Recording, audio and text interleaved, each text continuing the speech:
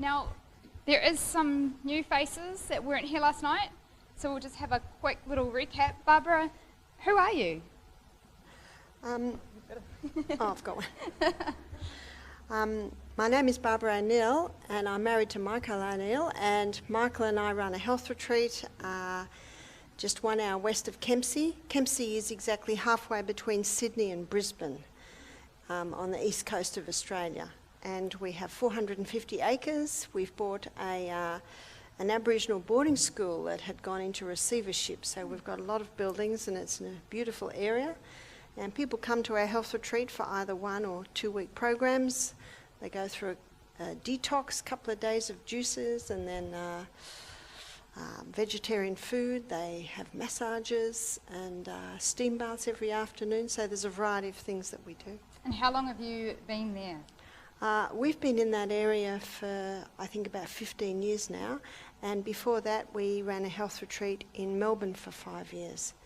And then before that, my husband was the business manager at a health retreat in Queensland. Michael and I have been married for 18 years, so he was the business manager at that health retreat before we married, and for 1 year after we married. And then after a year, he said, I would like to start my own health retreat. And there was a place in Melbourne that asked him to do that.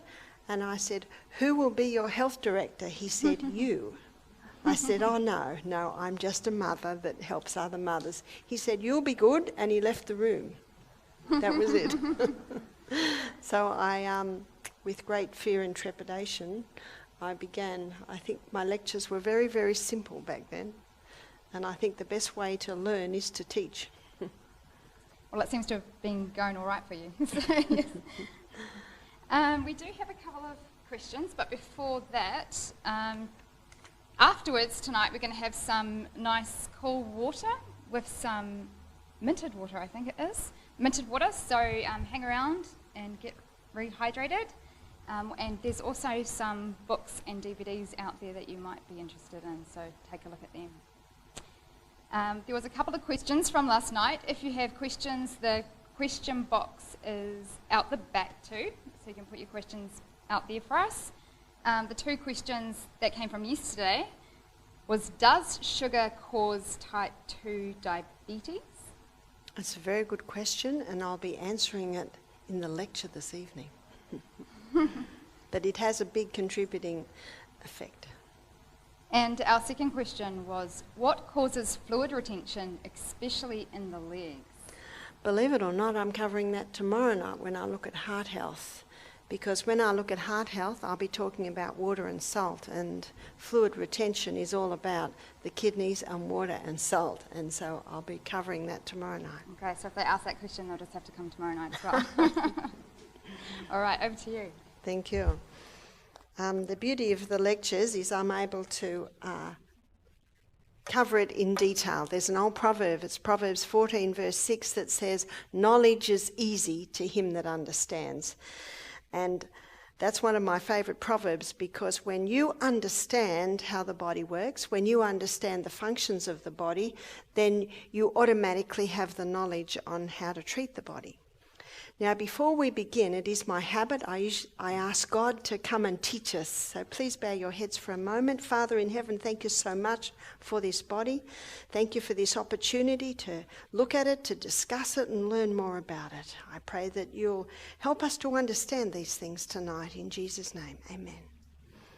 So the title of tonight's lecture is Diabetes and Weight Loss. And diabetes has some specifics and weight loss has some specifics, but with diabetes and weight loss, there's a lot of areas where there's certainly some common denominators. Hippocrates said, let food be your medicine and medicine be your food. And food plays a major role in diabetes, and food plays a major role in weight loss. What I'd like to begin with is doing an assessment on what most people eat. And I would like to suggest that most people in the developed countries today are huge carbohydrate consumers. Never in the history of man have human beings consumed so many carbohydrates. So what I'd like to do is I'd like to begin with a carbohydrate assessment list. Question: what would most New Zealanders and Australians have had for breakfast this morning? Cereal. We know it's popular because there's a whole aisle devoted to it in the supermarket. And we know it's popular because, unfortunately, a lot of people today are on the screens till late. They go to bed too late. They wake up too late. They're in a big hurry. They've got to get to work. Cereal. Pour it into the bowl. Pour milk on it. Goes like wet tissue paper. Down the hatch in 10 minutes. Out the door. Can you see why it's a very popular food? When I said in one meeting that I gave, what do most Aussies have for breakfast? And one lady said, bacon and eggs. I said, not anymore. No one cooks. Well, hardly anyone cooks. Another is toast, so bread. And we know bread's popular because there's a whole aisle devoted to that. And then mid-morning. You see, because these two don't take a person very far, what are they wanting to do mid-morning? And we went past a shop this morning and it had lots of big cakes in the window, and I looked in and it was packed. So people then will go to the morning teas, yeah? Cakes, biscuits, so we'll say cakes, etc., donuts, and another food that Australians love, and I think Kiwis too, pie. I know in Australia there's even a song about it, meat pies, kangaroos and Holden cars, yeah, something like that. And Europeans have introduced Aussies to another fast food called pizza, another fast food, high carb, and pasta. I didn't know what pasta was till I was about 18. I'm a fifth generation Australian Scottish descent. We had sausages or chops, mashed potatoes, frozen peas or beans every single night of the week, except for Sunday. Roast lamb. And everyone I knew ate like that. All my neighbours, all my relatives ate like that. I thought everyone in the world ate like that. But when I was about 18, I was introduced to pasta. And Asians have introduced Aussies to rice. I don't think I ate rice till I was in my late teens. And my husband's an Irishman, so every main meal must contain potatoes. And then last and certainly least in nutritive value is the pure crystallised acid that's extracted from the sugarcane plant, and that is sugar. Would you agree with me? Aussies, New Zealanders are high carbohydrate consumers. Now, what I want to do is I want to take you inside the CBD. Do you remember the CBD? We looked at it briefly last night. The central business district of the human body is the inside workings of the cell. You see, all of these foods break down in the gastrointestinal tract to a singular molecular structure called glucose. And glucose is then absorbed into the blood. And then it becomes part of the body because the blood is the life of the flesh. Now the blood takes that glucose on the M1 main highway, portal vein, straight to the project manager. That's the liver. Now the liver, as the project manager, is orchestrating what happens to everything that comes into the body. And so the liver, first of all, sends the glucose to the cell. So let's have a look at what happens inside the cell. So the glucose comes inside the cell under the action of insulin. Insulin's basically the key that unlocks the door to get the glucose inside the cell. And then it goes through a 20-step pathway. And that 20-step pathway gives us 2 units of energy. Isn't that why we eat? To get energy so our eyes see, so our ears hear, so our brain works, so our heart beats, so every single cell in the body is running because of the glucose. At the end result of this 20-step pathway is a chemical form of glucose called pyruvate. Pyruvate is the chemical form of glucose that gets fed into what's often called the powerhouse. Called the powerhouse because this 8-step pathway gives us a whopping 36 units of energy. Wow, what a difference. Now that pathway there is an oxygen pathway. It uses oxygen. This pathway uses no oxygen. What a difference oxygen makes. By the way, just a little sideline here. How are you going to feel if every single one of your 100 trillion cells has enough oxygen to get to that 8-step pathway? How are you going to feel? We're not going to be able to hold you down. How many people today do you know, when you say, how do you feel, say, oh, all right, not too bad. What's not too bad? Not too good. You know how it is, getting there. How many people, when you say, how are you, say, fantastic? You'd almost say, oh, what's wrong with them?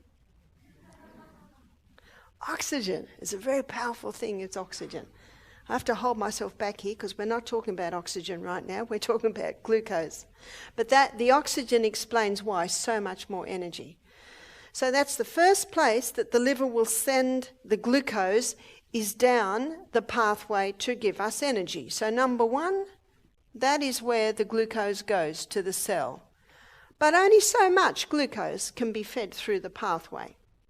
And so now the liver causes some to be stored in the muscle cell particularly, like a little bunch of grapes, but they're little molecules of glucose, and they're called glycogen. So glycogen is your quick release glucose stores. So yesterday I had a light soup at about 4:30, I think. Then I worked hard yesterday evening, lecturing to you. I got to bed about 10, I think I was in bed by 10. Slept in a little bit. My habit is I wake at 5, but 5 here at the moment is, 3 a.m, yes, so it was a bit hard to wake up here. So I usually walk at 6 and eat at 7. This morning I walked at 7 and ate a little bit later. And Amelia and I, we found hills where we were, and we did our high intensity running up the hills and recovery down the hills. Where did I get the energy? I hadn't had breakfast yet. I only ate lightly early yesterday. It's my glycogen stores. They're quick release glucose stores. They're just sitting in the muscle cell waiting to be called on. It's not a good time to exercise after you've eaten, because where's all your body's energy going? Digestion. One lady said, well, how am I going to have the energy to walk? I said, it's your glycogen stores. It is the diabetic's best kept secret. All you need to do is something to access that, and 2 things access it. Demand, which is exercise, and the other is water. Very important to be well hydrated. It helps your body access that. There's still glucose left over on a high carbohydrate diet. High carbohydrate diet means high glucose release. And only so much glycogen can be stored. And this glycogen that is in your muscle can only be used by your muscle. Your liver also stores some glycogen, and that can be used all over the body. That's a good brain backup. So now, what is the liver going to do with the excess glucose? It stores it in the most amazing fuel depot in the human body. You may have heard of it. It's called fat cells. And in Australia and New Zealand today, on the high carbohydrate diet, what is happening to many? They're getting bigger and bigger and bigger. So that's the third place that your liver causes the glucose to be stored. The pancreas is the organ that we're going to be talking predominantly about. Here it is. And the pancreas lives under your left rib. And the pancreas releases insulin on demand.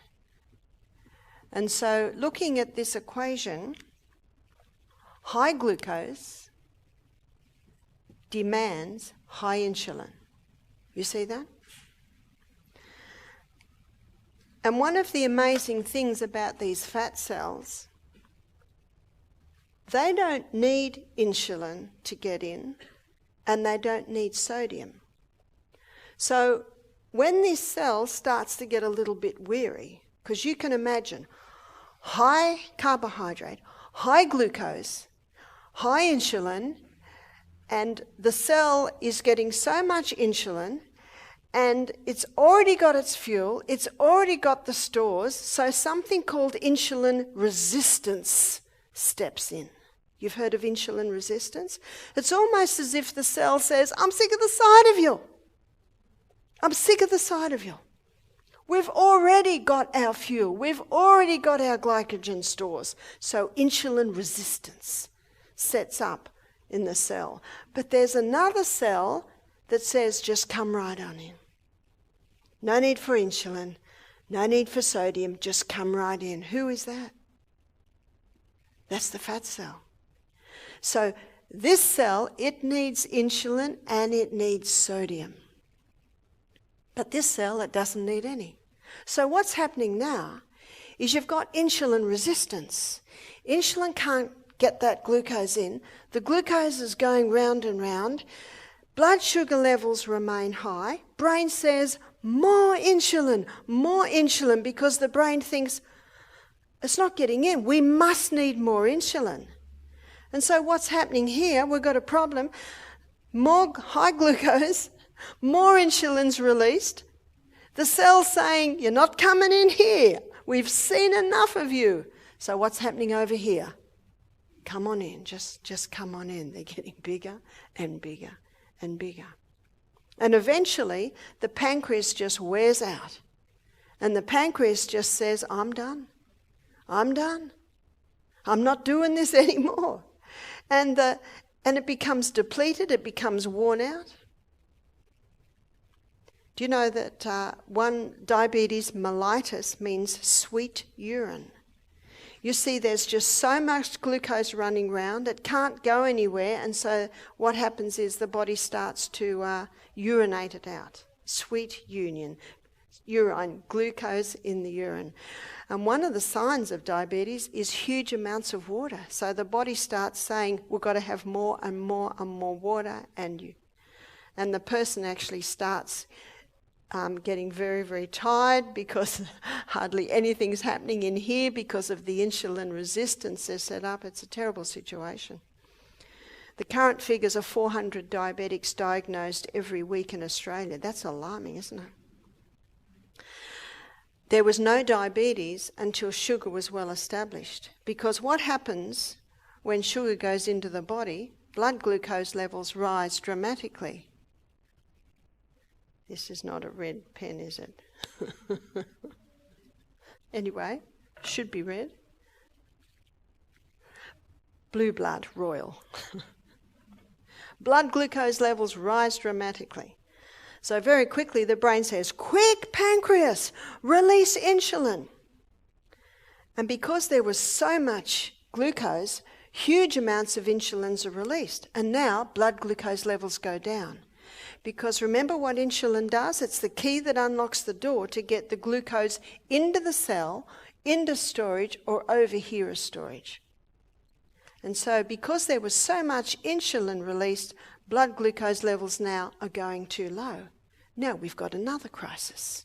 The cells are now starving because of the drop in fuel. And our brain, it consumes 15 times the fuel of any other cell. So brain starts to fade. This is called hypoglycemia, very low blood sugar. In fact, if it gets too low, the person can pass out. So very quickly the brain says, pancreas, stop the insulin, quick, release glucagon. Now glucagon is the other hormone that the pancreas makes, and it's designed to get the blood sugar level up again. But what does the person usually do down there?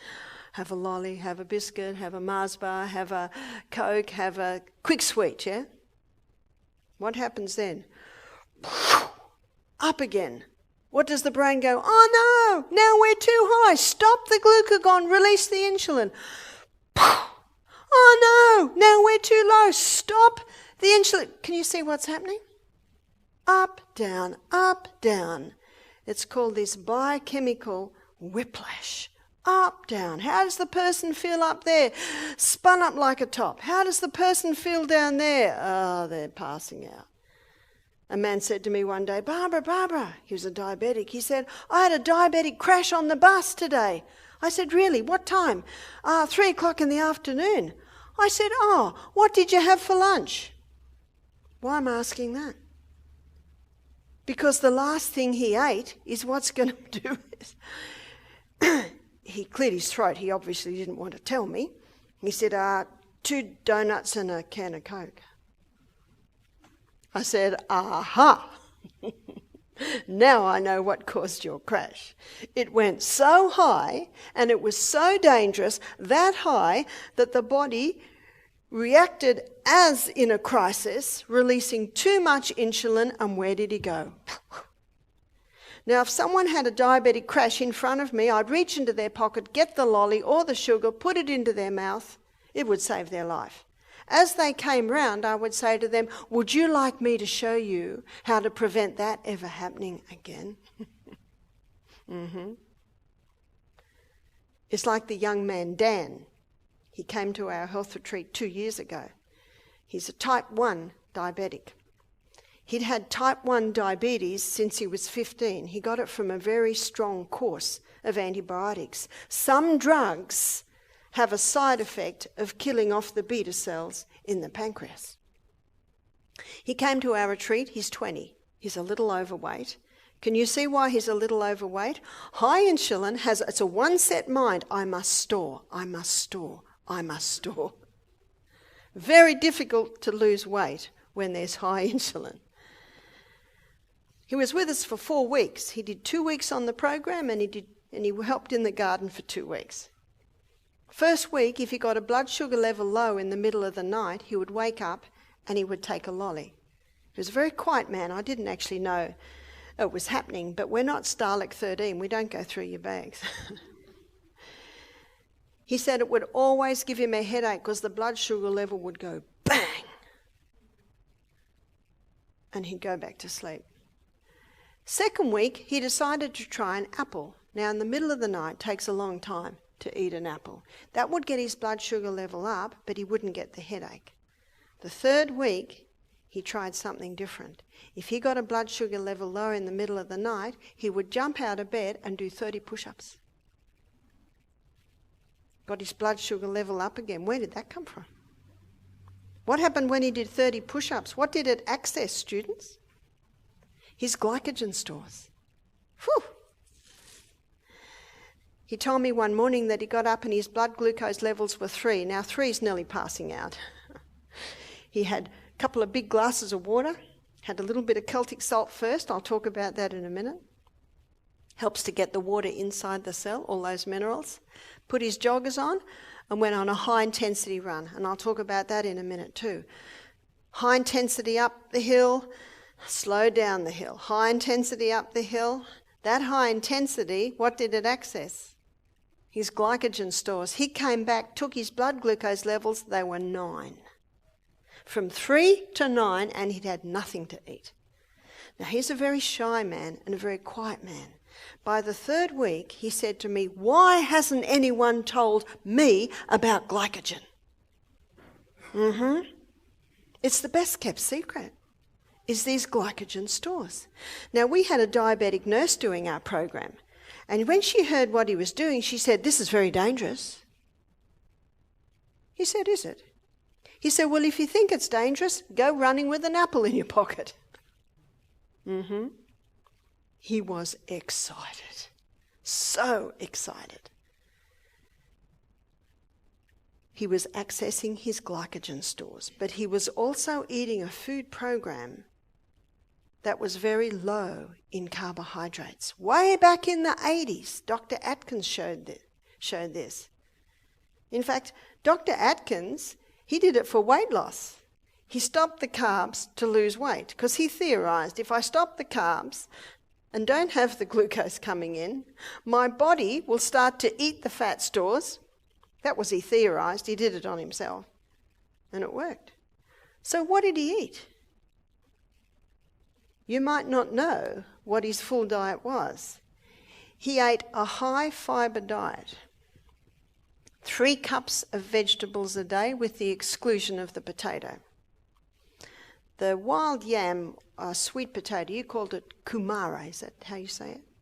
Kumara. It's different to the potato. It has low glycemic index. We'll look at that in a minute. He ate a lot of fibre. He also ate a lot of protein. And this is one area of the Atkins diet that everyone talks about, is the high protein.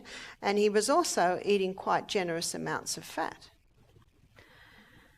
Now, these 3 food groups keep the food in the stomach longer, so the person doesn't get hungry. Fibre keeps the food in the stomach longer because fibre binds up all the glucose and slowly releases it. And that's what the diabetic needs.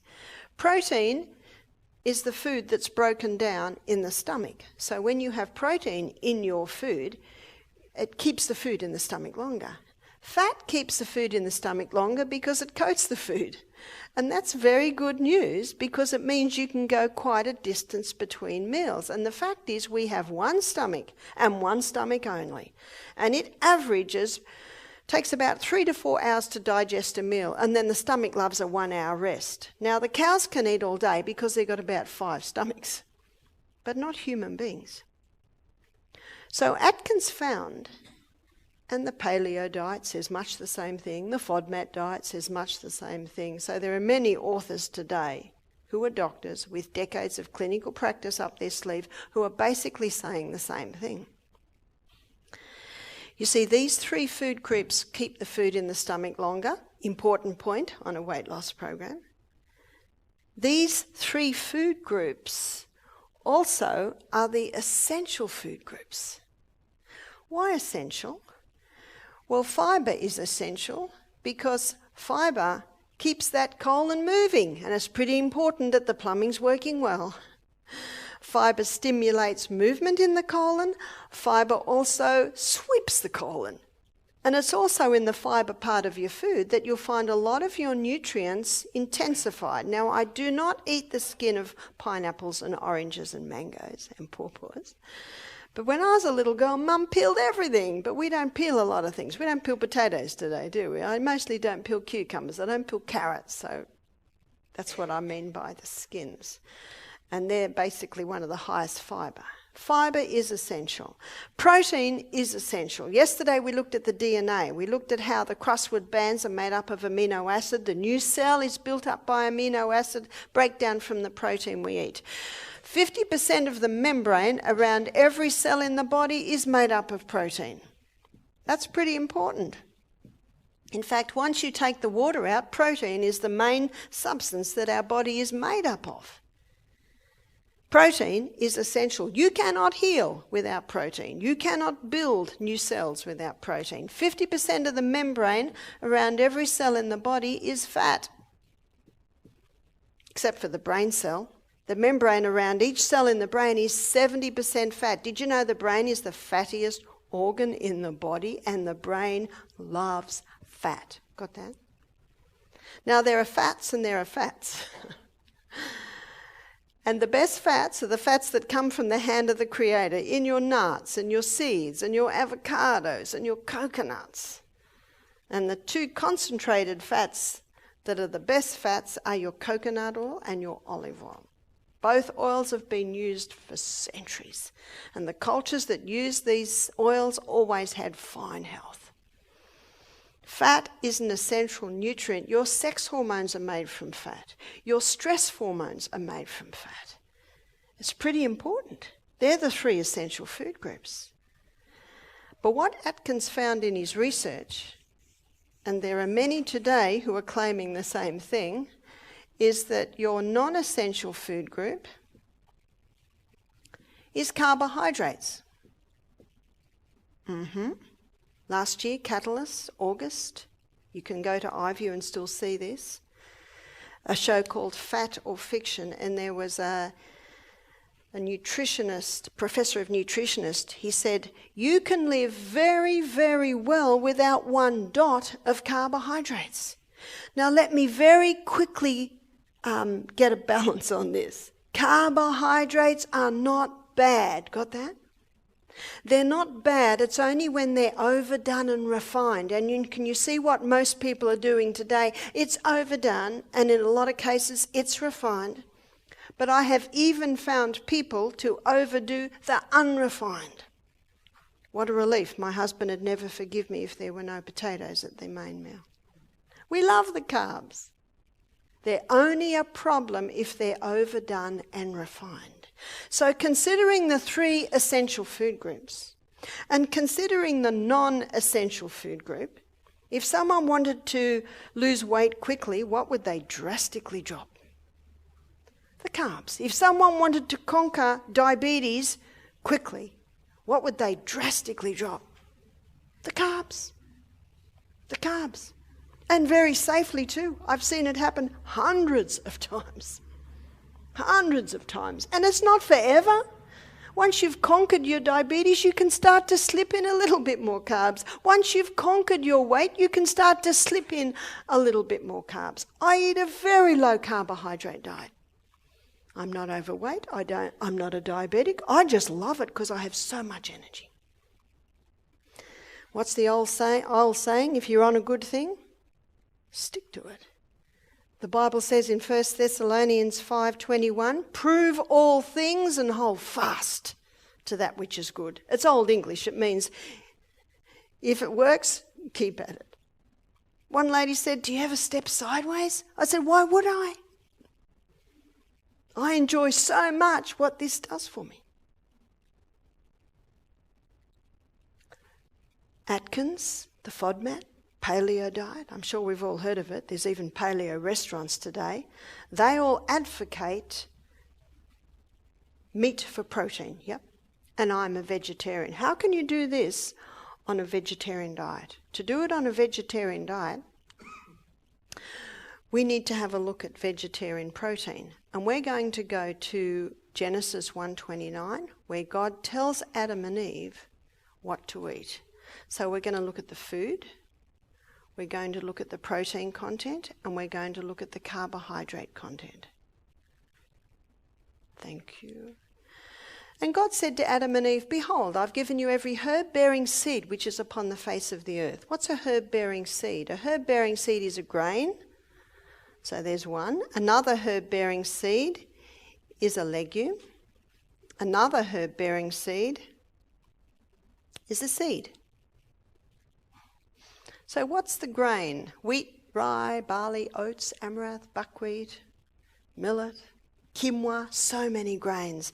They are high in protein and they are quite high in carbohydrates. How many on our carbohydrate list are from the grain? So cereal, bread, cakes, pie, pizza, pasta, rice, the majority are from the grain department. What's a legume? Lentils, chickpeas, lima beans, black-eyed beans, cannellini beans, kidney beans, soy, so many legumes. Legumes are high in protein and they are medium to low in carbohydrate. And you will find a lot of the low-carb books advocate don't eat legumes because they have carbs. Well, they do, but not a lot. The fact is they have about a third the carbohydrate that you will find in the grain. What's a seed?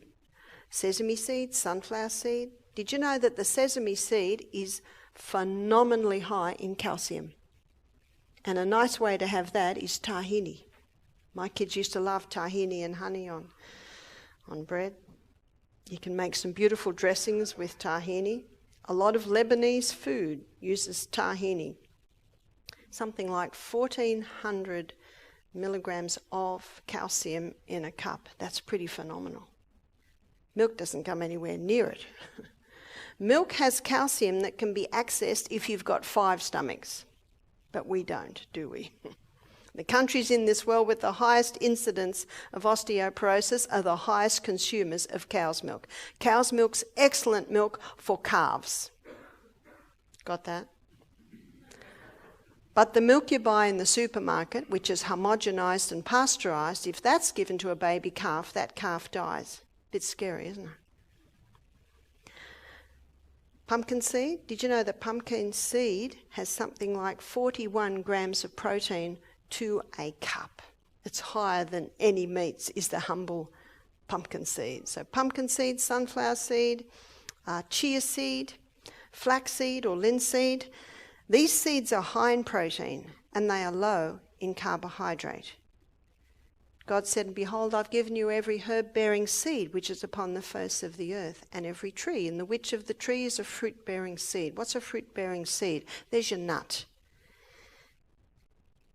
And there are so many nuts, aren't they? Cashews, pecan nuts, walnuts, macadamia nuts, almonds, Brazil nuts. So many nuts. And nuts are high in protein and they are quite low in carbohydrate. So to ensure that you're getting the three essentials, my suggestion is increase the nut, seed, legume part of the meal.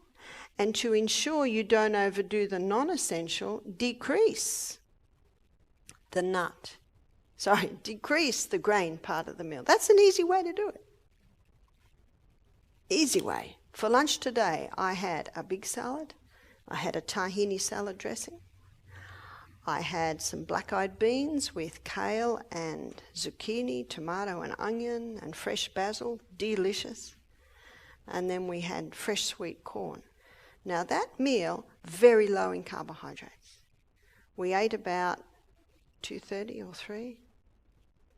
It is now 7 o'clock. I have no hunger at all. And I know that that will take me all the way to bed. You can eat very well on a low carbohydrate meal. That meal was very high in fibre. Everything had fibre. That meal had generous amounts of protein. Oh, and I finished with a handful of walnuts. Very nice dessert. Generous amounts of fat. Fat in the walnut, fat in the avocado, fat in the tahini and olive oil dressing. Olive oil in the bean mix. It's a nice balance of it. Doesn't weigh you down. How many people feel like sleeping after lunch because they're just overloaded with the carbs?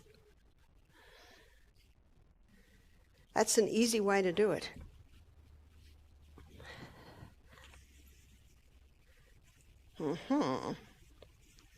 I think I need metho on this.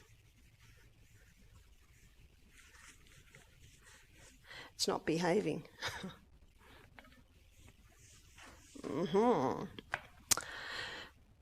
You will find that most of the health professionals today are saying what I'm saying. And the paleo diet, the FODMAP diet, Atkins diet, also Bruce Fife in his book, they are advocating exactly what I'm saying.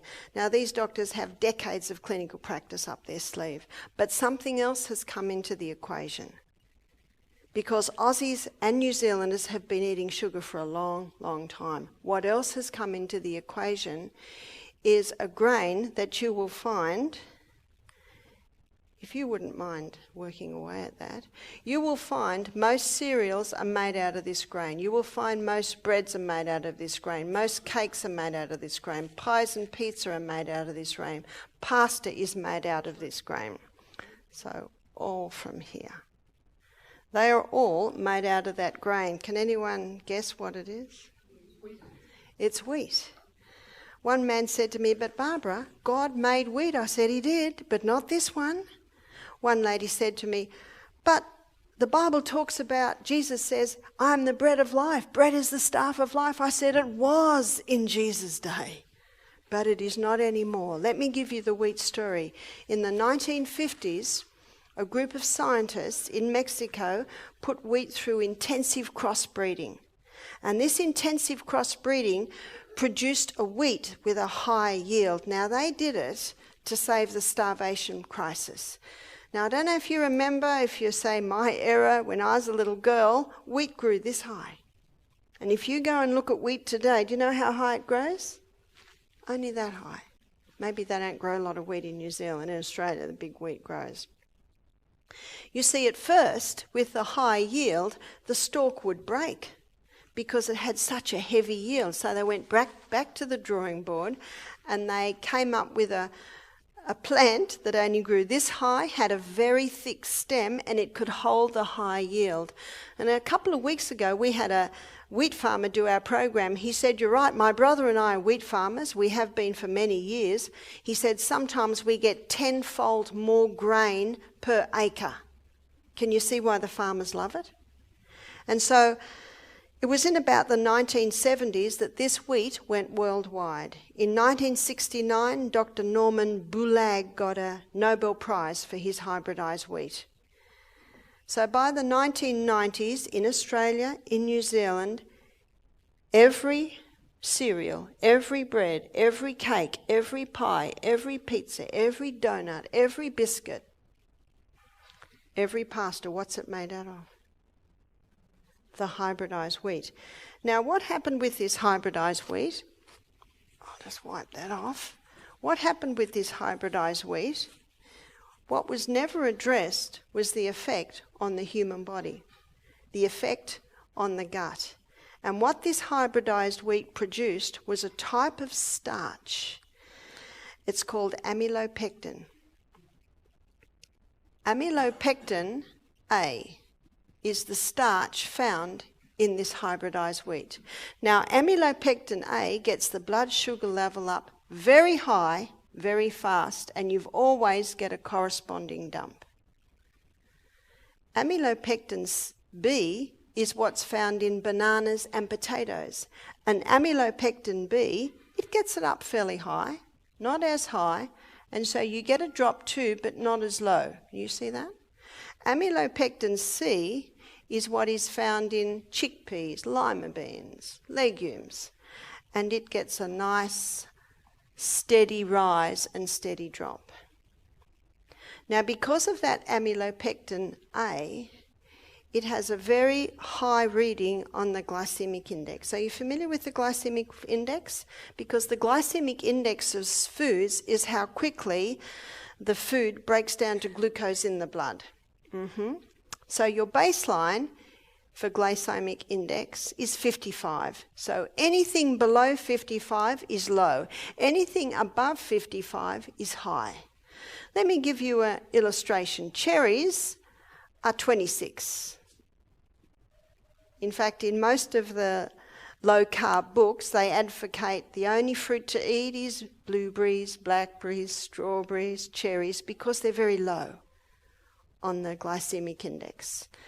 Sugar, whether it be molasses, whether it be brown, whether it be raw, whether it be white, it has a glycemic index of 59, and we're not surprised. The refined wheat, so that would be white bread, white cereals, cakes made out of white flour, 69. Wow. So that white bread products is higher than sugar. I'm glad you're sitting down because the next information is shocking. Wholemeal. So wholemeal wheat. So that's wholemeal bread, wholemeal pasta, 72. How could that be? How could wholemeal bread get the blood sugar level up quicker and higher than white bread? Well, because it's not refined, it has more of the amylopectin A in it. Can you see that? One lady said, "Are you saying white bread's better than wholemeal?" No. No, I'm not. The problem is the wheat. I presented this one day at our health retreat, and a lady began to cry. I said, "Why are you crying?" She said, "I'm type 2 diabetic. I was diagnosed 2 years ago." She said, "I do everything they tell me. I have wholemeal bread, wholemeal cereal, wholemeal pasta. And every 6 months I visit the doctor and he puts me on more insulin." What's the definition of insanity? To do what you've always done and expect different results. She said, "I'm crying tears of frustration because I do everything that they tell me and I'm getting worse." She said, I'm crying tears of joy right now because you have just solved the problem. Now, if you want to pursue this a little bit more, there's a book called Wheat Belly by Dr. William Davis. And he will explain this issue in detail. Why is his book called Wheat Belly? Because this blood sugar level that goes up so high under the effect of the amylopectin A in this hybridized wheat, very quickly the body's got to do something with that. And what does it do with it? Stores it as fat. He said this amylopectin A, once the blood sugar drops because of the high insulin release, it gets stored on the internal organs, pushing the belly out.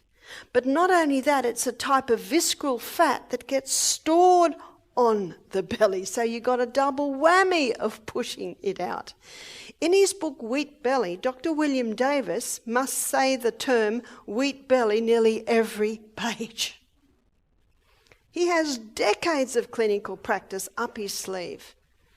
Hundreds of his patients have conquered diabetes and weight gain through dropping of the wheat. Is it that simple? Well, it's part of the equation. But it solves the puzzle. Because Aussies, New Zealanders have been eating sugar for a long time, and sugar doesn't get off the hook. Sugar certainly is a big contributing factor, but something has caused this explosion. And it is the hybridized wheat. There is also a problem with the gluten, because it's produced an incredibly complex gluten. No wonder we have so much gluten intolerance today. You look at the timeline worldwide in the 70s, by the 1990s, all of those foods are made out of this hybridized wheat. When did gluten intolerance appear? Going into the 2000s, when Aussies are starting to actually show the results of this wheat. But you've not only got that, you've got the problem of babies being fed starch too young before they've got their molars to be able to deal with it. Do you know 100 years ago, babies weren't given food? And the first teeth are 4 at the top, 4 at the bottom, and they're called milk teeth, because that's all babies should have. Milk. Then the molars appear where they grind. And when the grinding molars come through, then ptyalin is released in the mouth. And ptyalin is the amylase enzyme that breaks down starch. So with my babies, I gave them no starch until the molars were through. That can be 20 months, even to 2 years. And what are mothers told to give their babies in the first 4-6 months of life? Pharax, yeah, pure starch. That's setting up the gluten intolerance. It's setting up gut problems. We're going to go back to the old ways. So many little bits and pieces come together to make us who we are. But the good news is we live in an incredible body that has an amazing ability to heal itself when you give it the right conditions. Last night I told you the story of a couple of people who'd conquered their eczema by stopping the wheat, conquering irritable bowel by stopping the wheat. So many symptoms. I could have an answering service on my phone. Stop the wheat, dairy, refined sugar. Next, stop the wheat, dairy. Is it that simple? Well, it's not quite that simple, but it is a large part of it. You can eat a slice of bread and it'll be out of your body in 24 hours, but the effect can remain for up to 6 weeks, 2 months. And if someone says, well, I've been doing it for 6 weeks and I'm not getting the results, I say, well, do you have any mold exposure or chemical exposure? They can be exasperating the problem. That's why the detective hat always must go on to find out why these things are so. Newton's third law of motion: to every action there is an equal and an opposite reaction. Now, to allow you to fully digest what I've just presented, because to some it may be quite shocking news. It was certainly quite shocking news when I first looked at it. But I've seen such amazing results And the books that I've quoted, there's Gut and Psychology by Dr. Natasha Campbell McBride. There's also Stop Autism Now and Stop Alzheimer's Now by Dr. Bruce Fife. There's Grain Brain by Dr. David Pertmuller, and William Davis's book, Wheat Belly. They are all basically saying the same thing. And what does the proverb say? In a multitude of counsellors, there's safety. And these people are all coming to the same conclusions, and we find two in our health centre. Yes? Where does spelt flour come in? Spelt is a wild or field hybrid from the original wheat grain. So spelt and kamut. I'll write them up here for you. Spelt. One lady said, how do you spell it? Spelt. And kamut. They are wild or field hybrids of the original wheat. They don't have the amylopectin A, and they do not have the complex protein structure. If someone is celiac, often they can't even handle that. They have to heal that gut first. But even people who are sensitive or intolerant to wheat can usually handle these two. I'm going to give everyone a break now. It is almost 5 to 8. If you could please come back at 8:05, that's a 10-minute break. We will continue our presentation. And out the back here, there are there's big jugs of water with lemon and mint in it. And Amelia, here's Amelia, she will be manning the books and the DVDs out the back. But there's one more question there I'll answer before I go, but the lady's not looking at me. Yes? You had a question.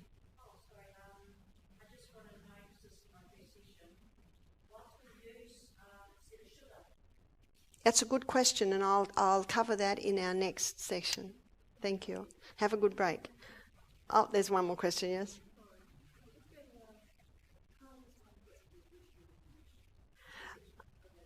You can get it as spelt and kamut.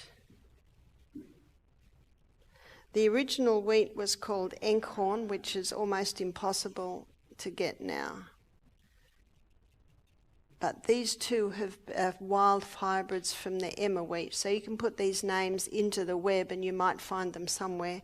But the spelt and kamut are quite easy to get. And again, they're wild or field hybrids of these original grains. So they're very similar. So we're going to begin looking, or continue, I should say, looking at some of the causes. And what I'd like to write down here is some of the causes of diabetes. And wheat and sugar are big contributing factors. Another contributing factor is dairy. And in the book, The China Study, Dr. Colin Campbell, he explains this one. When a human takes dairy, in the majority of cases, it's difficult to break down because we haven't got the 5 stomachs. And so molecules come into the blood that aren't properly broken down, and the body creates antigens to deal with them. Now, their molecular structure is very similar to the molecular structure of the beta cells in the pancreas. And so these pathogens, they're wiping out these molecules from the partially broken down milk, and then they look over at the pancreas and start to break down the beta cells in the pancreas. I hope I didn't lose you with that one. And so dairy is a big contributing factor. Colin Campbell states that children that have cow's milk in the first year of life have a 70% greater risk of developing type 1 diabetes. And yet, what would most children have for breakfast? Cereal, milk and sugar. That's what I had as a child, yeah? So that's another causative factor. Number 3 is drugs. Many drugs have as their side effect an effect on the beta cells in the pancreas to break them down. There is much research today, and I know a Dr. Glassons from America, he pioneered a lot of this research in about the 80s, that the polio vaccine was causing the type 1 diabetes. That's quite alarming, isn't it? Do you know the health department have put a statement out in the last few days that the only cases of polio around today are from the polio vaccine. Polio was wiped out before vaccines came in. Quite alarming, isn't it? The human body was designed to heal itself, and it'll heal itself if you give it the right conditions. And I had a lady ring me up with a 16-month-old child with diabetes, and she said it developed after her vaccinations. Now, there are children that are vaccinated that don't have diabetes.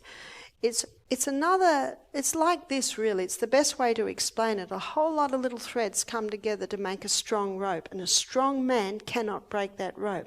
But a little mouse that strong man could step on and squash can start eating at all those little threads. And the rope that the strong man could not break, that little mouse successfully does by nibbling at those threads. We are a combination of a whole lot of bits and pieces, aren't we? And that's why I believe we should be the doctor. Where to put the detective hat on and thread all of those threads. Another cause of diabetes is the bleach that they bleach flour with. Now flour, or wheat flour, or even spelt flour, kamut flour, if the bran and the wheat germ are taken out, it's almost the colour of the inside of my skin there, like a light beige colour.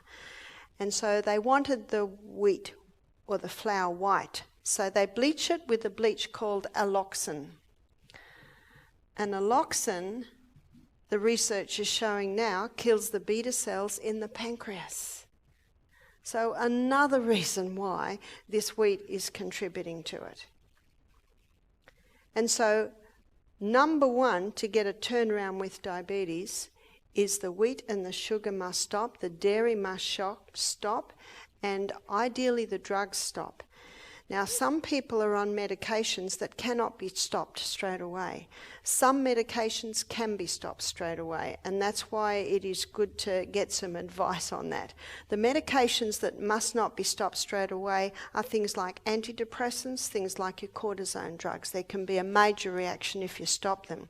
What we do at Misty Mountain Health Retreat is we get people to begin implementing lifestyle changes. The body gets strong, the body starts working better, and then they can ease off the medications. That's probably the best way to do it. But if you are on medication, it is good to get advice on how that can be taken off, especially if a person has been on it for years. Tomorrow night when I look at heart health, I'll be directly addressing things like cholesterol-lowering medication, blood thinning medication, and blood pressure medication. So we'll be looking at that tomorrow night. Regarding insulin, what I find when people come to our health retreat, within 38 hours they're having to reduce their medication because their blood sugar levels are going too low. And this young man, Dan, that I told you about, remember I said that every night he'd get a blood sugar level low. Do you know what that meant? He's on too much insulin. By the third week, Dan had reduced, now this is type 1 diabetic, he'd reduced his insulin by 90%. That's in 3 weeks. That's incredible, isn't it? That so quickly he was getting those results. Now there was something else that he was doing, so we'll put here, eliminate. These are the things that must be eliminated. Is these 3 things here. Now we're going to go over what needs to be implemented, and this is 8 glasses of water a day.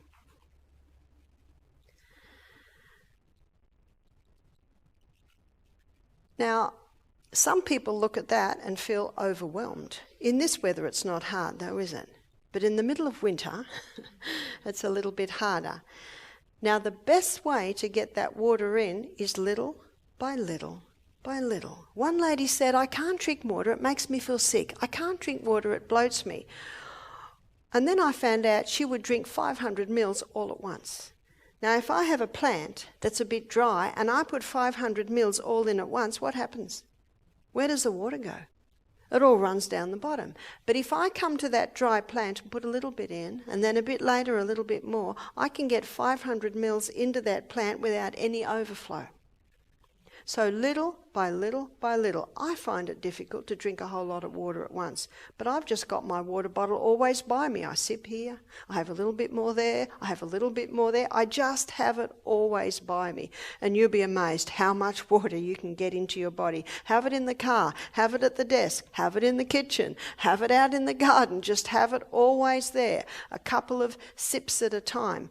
And there is one way that you can get that water into the cell so that you're not visiting the little house all the time, so that the feet don't swell. I mentioned in that question about the edema, and I'll look at it a little bit more tomorrow. We need to take the whole salt. Now, whole salt, and I'll be looking at this in detail tomorrow night, whole salt is unrefined sea salt. And there's a couple of ways we get it in Australia. One is Himalayan salt, and another is Celtic salt. And Celtic salt is one of my favourites because it has 3 magnesiums in it. And the Celtic salt has 82 minerals. Himalayan salt is very similar. Himalayan salt is certainly better than the refined salt. You know, the refined salt has 2 minerals. And there's a verse in the Bible that talks about the salt. It's Matthew 5:13. It's Jesus speaking. He says, "Ye are the salt of the earth. If the salt hath lost its savour, wherewith shall it be salted? It is henceforth good for nothing but to be cast out and trodden under foot of men." Just think of that when you look at that table salt. Henceforth good for nothing but to be cast out and trodden under foot of men. We use it a little bit at our health retreat for the leeches. Put it on the leech, it gets off. No, we don't have many leeches, only when we have a lot of rain. Good for nothing but the leech. You see, as I'll show you tomorrow night, because it's so imbalanced, it causes this big imbalance in the body. Now, Celtic salt has 3 magnesium, and magnesium pulls the water inside the cell. Remember the CBD? The CBD is where we need that water, and the magnesium pulls it inside the cell. So how do we take the salt?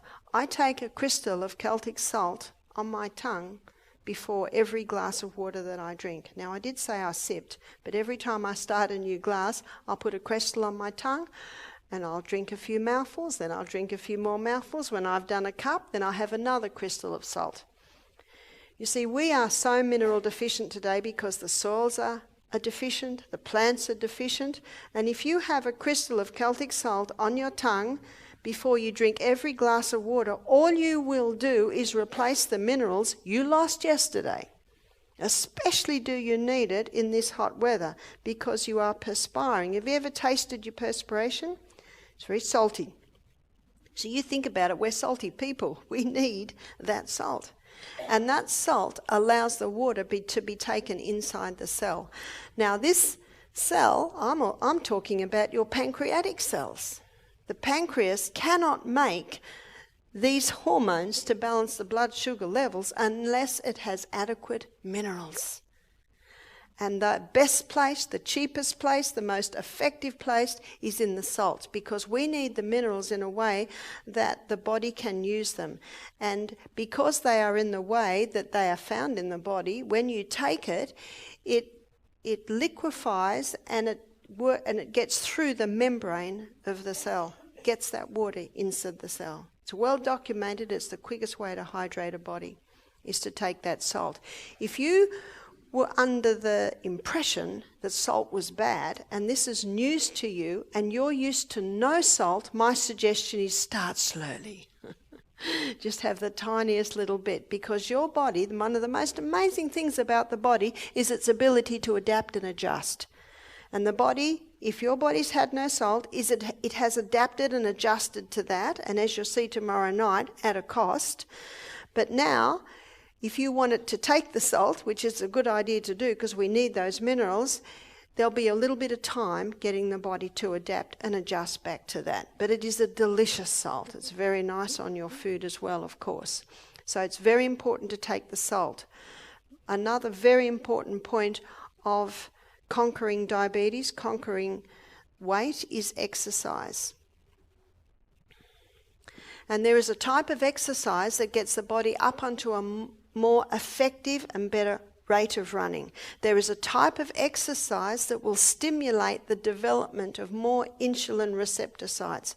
In a matter of days, you can conquer insulin resistance. Isn't that good news? If you implement the things I'm putting down here. Exercise. What is this interval training?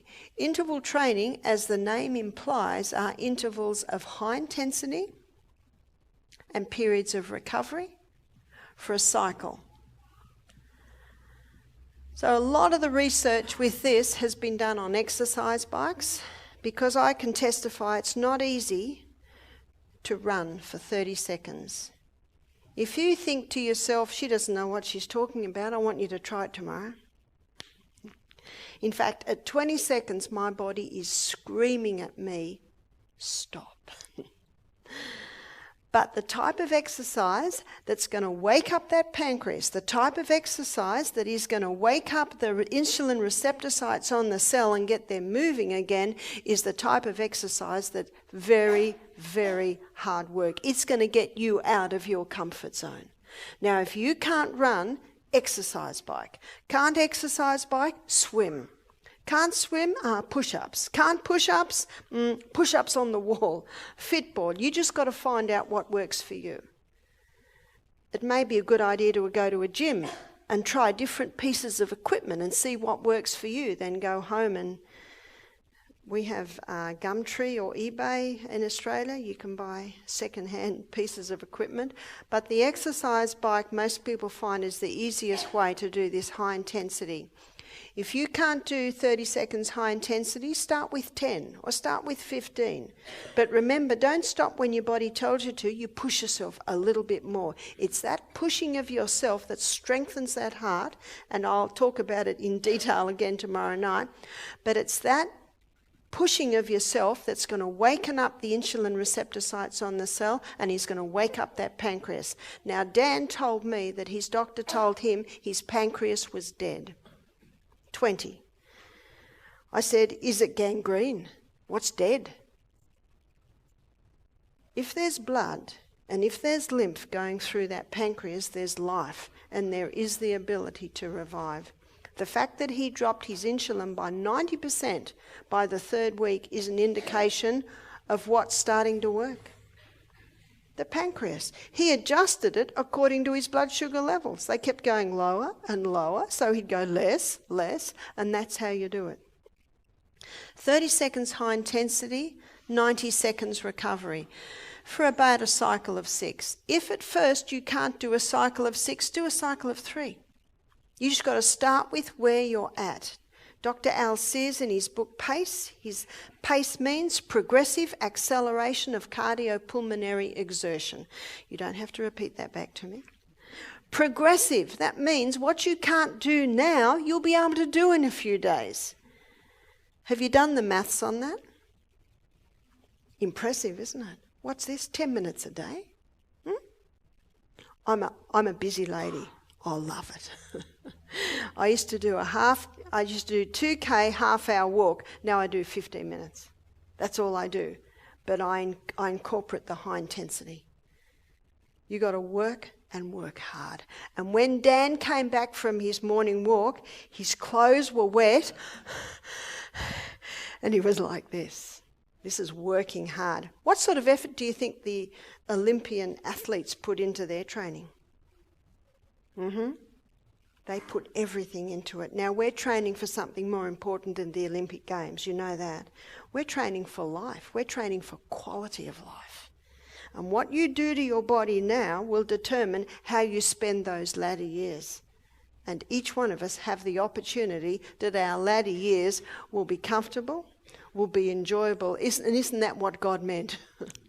God never ever designed for people to suffer for the last 20 years of their life and then pass away. And to the point where the passing of the way is a great blessing because they are in so much suffering. He never meant for people to be on huge amounts of medication in the latter years of their life. No. And as I'll show you on Saturday morning, God never meant the brain to deteriorate. Brains and bodies are deteriorating far too young. And remember, drugs never never cure disease. They only change the form and location of the disease. The body is the only thing with the ability to heal you and I, and it will if you give it the right conditions. So the exercise is a very important part. Your fitness is not determined by how hard and fast you can go, but how long you take to recover. So if your first high intensity requires you 4 minutes recovery time, that's all right. It's not going to stay like that. Age has nothing to do with this. Got that? Age has nothing to do with it. Do you know the trainers today for the athletes are finding that this interval training is so effective? You'll find they're all doing it. And it also means you only need to do 15 minutes instead of an hour jog. You can get more out of a 15 minutes high intensity than an hour jog. And I don't know many people that have got that hour. I got too much to do. I just love it because I run out the door, and when I get, well, Amelia and I, we dive in the creek every morning after we've done it, and we need to because we're hot. Sometimes we need to take a change of clothes when we get out of the creek. And often I'll do my last high intensity in the creek, swimming against the tide. Once you start doing this, the feeling that you will get from it is so good. Your mind will be sparkier. Every cell in the body starts to work more effectively. And guess what starts getting burnt? Oh, it got rubbed out. Those fat cells. And that's one of the reasons why it's so effective in weight loss. It's incredibly effective with diabetes because of the stimulation of more receptor sites, more insulin receptor sites, because of the stimulation of the pancreatic cells, the beta cells that make the insulin to revive. But when you're starting to do that morning exercise program and your glycogen stores get used up, where does the body going to go now for fuel? It goes to the fat cells. So exercise is essential. Every day, I do it every day. I never miss. I've got an appointment. It's a little bit different here because of the time change, but at home, I usually wake at 5, I usually walk at 6, and I eat at 7. That's my appointment. I have an appointment. And you know, when we make an appointment, we've got to keep that appointment, don't we? That's the easiest way to do it. But I have known many people that have had incredible change in their life through this. And recently I was shown the value of this because sometimes I only do 3 high intensities because I just haven't got enough time. And I was in Georgia, in America, about 4 months ago. And I was talking to a young man and he wanted to pick my brains. And I said, I'm free tomorrow afternoon. He said, I've got to do a mountain climb. Do you want to come? I said, yeah. Now, the guy he was walking with couldn't come. He said, do you still want to do it? I said, yeah. So he's picking my brains the whole time. Now, we're walking like this, an hour and a half. Now, I pushed myself because I didn't want to hold him up. And every now and then I said, let's look at the view for a while. How long do you take to recover? Until your breathing and your heart rate settles down again, and then you can go it again. But I really did push myself. And it was winter, and it was cold, and my clothes were wet, and it's not easy. I don't perspire easily. Coming down was a lot easier, but we got lost. And so we were battling through the bush. We finally got home. I'm glad it's winter because the leaves were off the trees and you could see through the bush. I got home and had the best shower I think I've ever had. And I thought to myself, I am going to be sore tomorrow. Not one bit of soreness. I couldn't believe it. Not one bit of soreness. And I thought, this is incredible. Sometimes I'm only 15 minutes in the morning.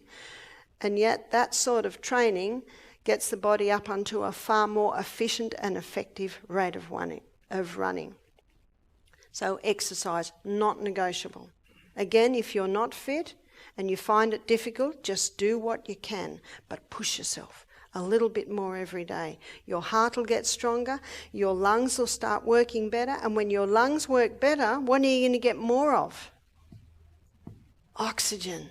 The Framingham Heart Study, very famous study, it's been done over 30 years, 25,000 people, so it's often quoted. It found that by the age of 50, people had lost 40% lung capacity. That's a bit scary. By the age of 80, 60% lung capacity has been lost. So 40% lung capacity is lost. Does that mean 40% of the cells can't get down to here? They can only run up here? How much energy is that going to give you? So what can you do to prevent lung capacity loss? Interval training. What can you do to regain it? Interval training. How many people from about, sadly, 40 up get scared when their body goes, you got to do that. That's how you retain it. And that's how you also retain your abdominal breathing. Abdominal breathing gets more oxygen into the cells. And as you can see, that's all we need, more oxygen. It's the most vital element needed for life. You just got to move. You've got to move fast. You've got to push yourself till you think you're dying. Did you hear that? Number 7, early nights. Early nights? What's this got to do with diabetes? Between the hours of 10 p.m. and 3 a.m., there are hormones released in our body that are responsible for rest and rejuvenation. So if you're looking at conquering your diabetes, you've got to go to bed early so that those hormones can be released and do their repair on your pancreas. In the winter time, it's between 10 p.m. and 2 a.m. So very important to do that. Many people are going to bed late because of the screens.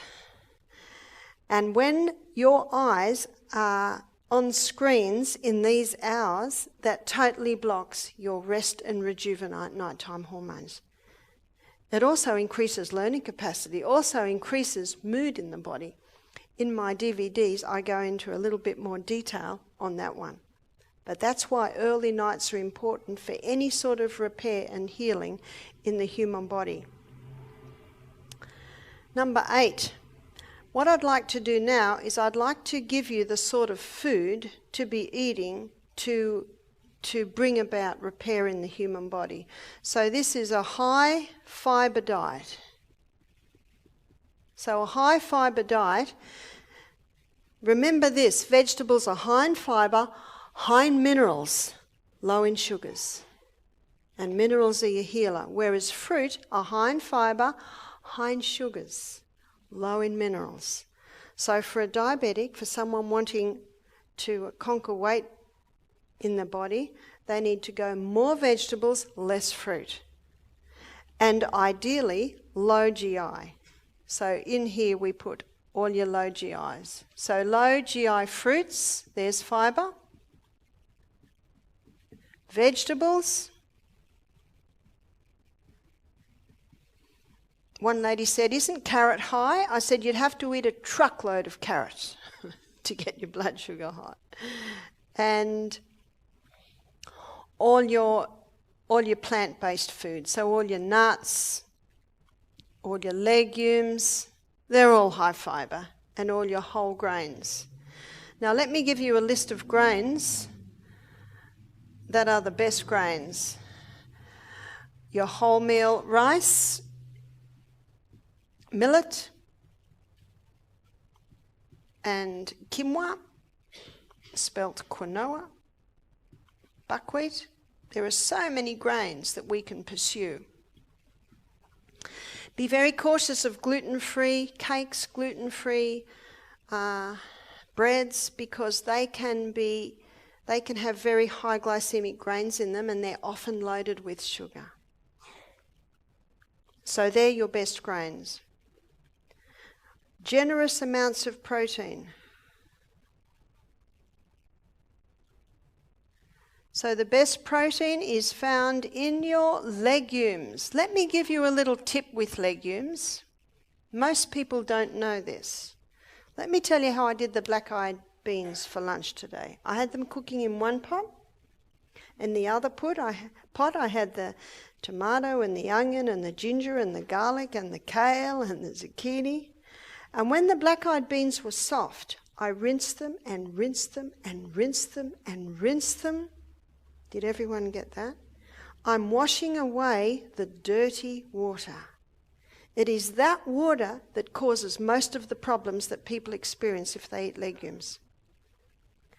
And when I've washed all the dirty water away, then I put my legumes in with my flavourings. For breakfast this morning, I had little dark blue lentils. They were cooking while I was running up and down hills. When I came back, I rinsed them again and again. The pot they were in had this scum around the edge.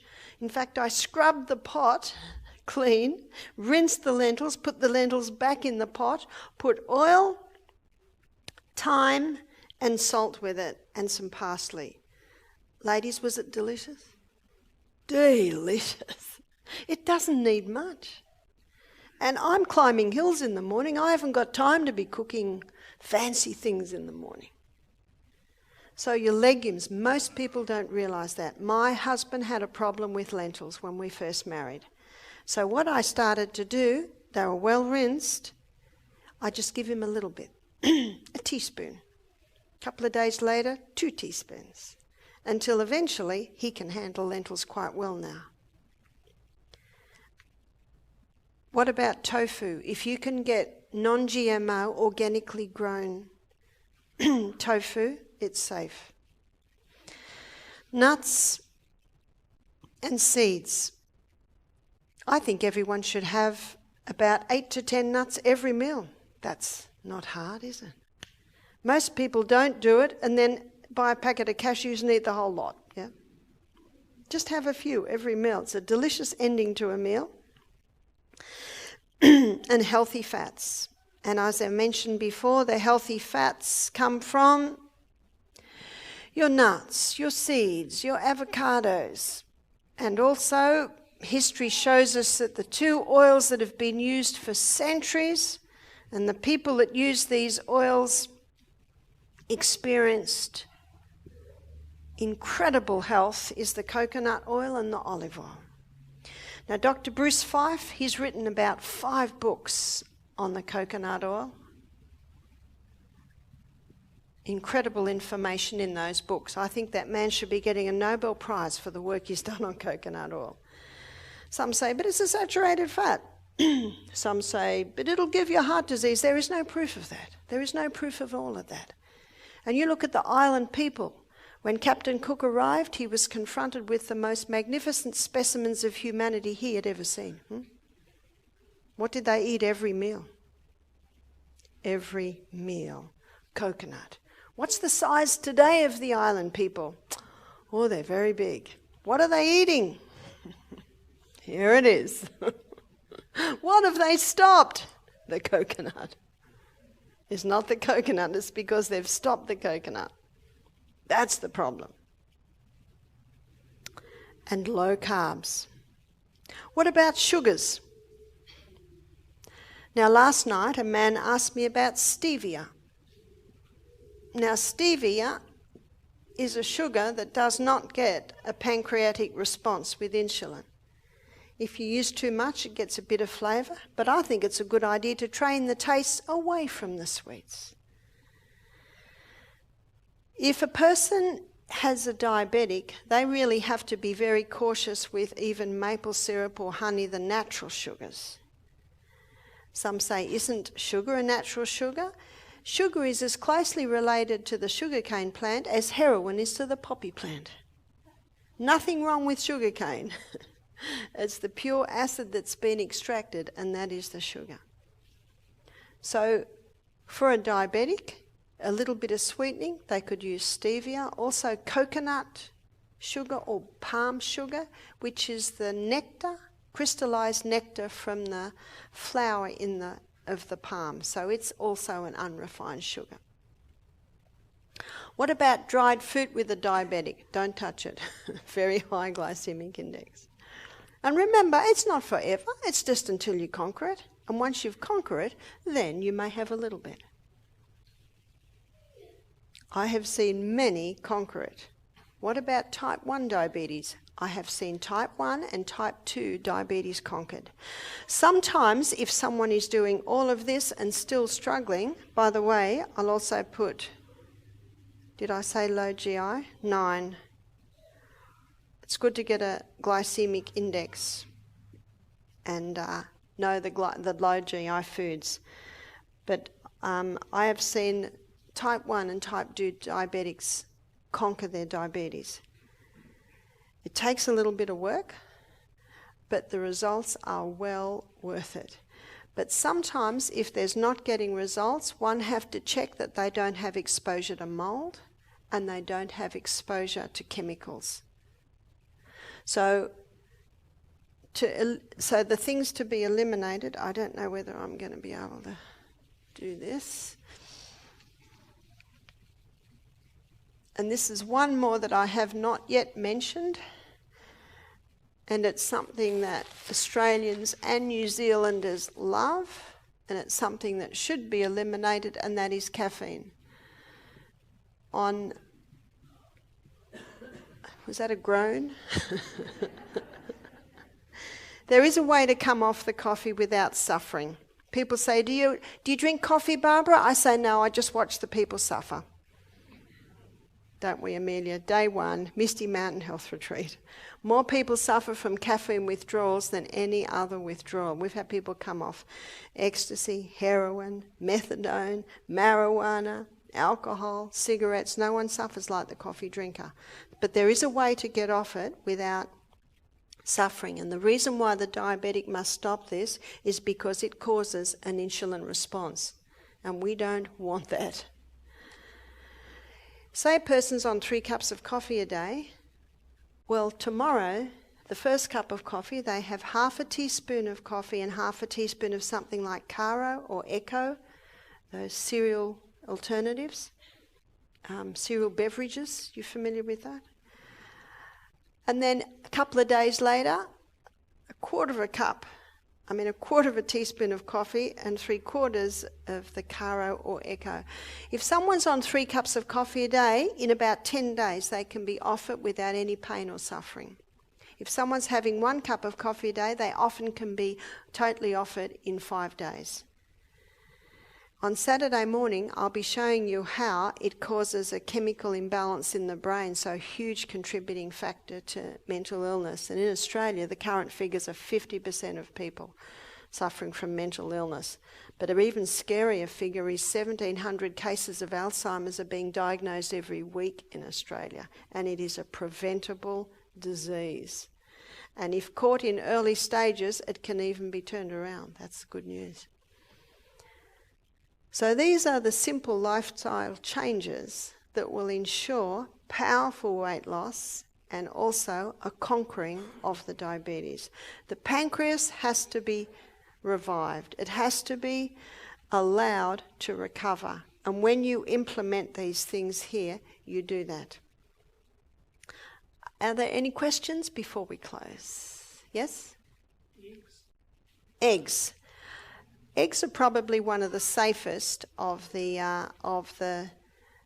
animal proteins, but they must be organic. Yes? Peanuts are out. Why are peanuts out? Well, if you want to know why they're out, you can read the first chapter in the China study. And you might know that peanuts are banned in schools today. It's not the peanut, it's the mould that commonly grows on the peanut. And that mould is aspergillus, and it gives off a mould waste called aflatoxin, which is the most carcinogenic substance on the planet. If you grow peanuts, harvest them, not a problem.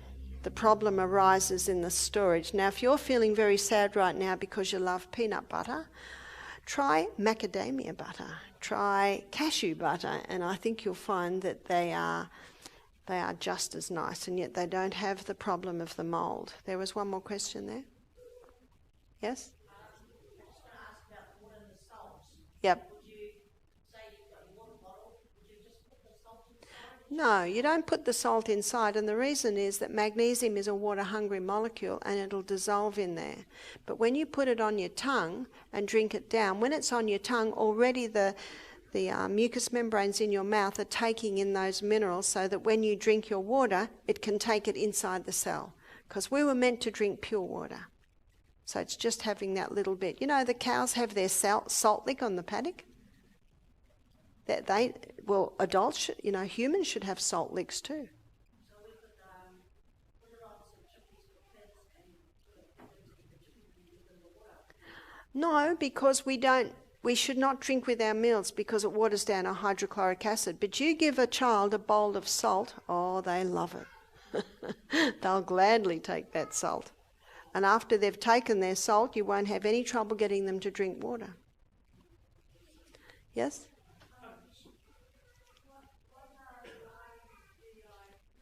You will need to go, you can go to the web and get a glycemic index chart. But glycemic index says how quickly the glucose breaks down from the food in your blood. And I think I mentioned earlier your berries, they're probably the lowest. And you had another question? Rolled oats. Rolled oats are a grain, and rolled oats can be great, but if someone's got a gluten intolerance, the oats may not work well. So you try the oats. And if you have oats, my suggestion is don't have them every day. Alternate them with the other grains. But if you experience bloating after breakfast, it's usually the oats. Yes? Almonds, excellent nut.